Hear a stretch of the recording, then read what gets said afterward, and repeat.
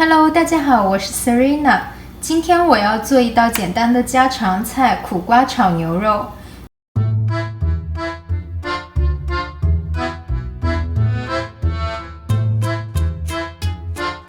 首先将牛肉切块，然后放到一个小盆中腌制一下，在盆中加入食用盐、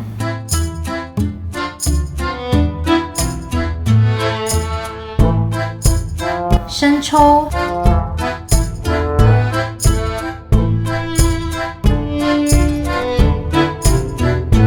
淀粉、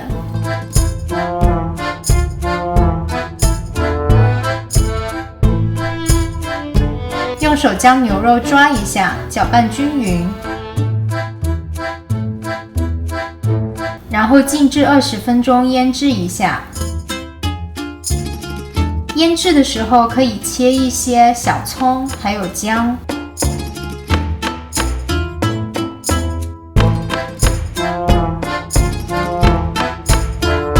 将苦瓜头尾比较硬、肉比较少的部分切掉，将苦瓜切断，对半再切开，将苦瓜里面的苦瓜籽还有一些囊去掉，斜着切片，切成弯弯的月牙状。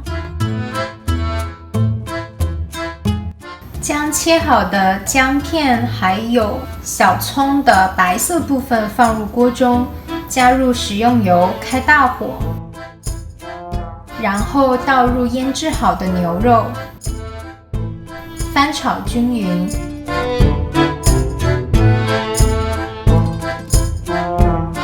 加入切好的苦瓜，加入1勺蒜蓉豆豉酱，翻炒均匀。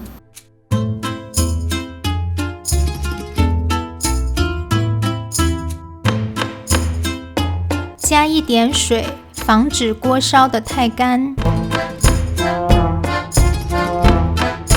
依据个人口味，再撒一点食用盐。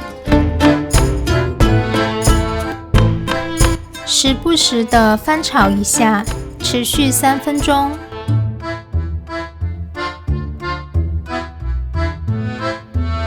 最后再加一点生抽提鲜，翻炒均匀。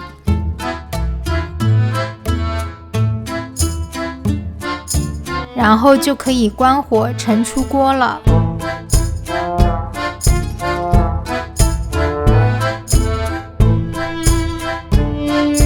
这道苦瓜炒牛肉就做好了。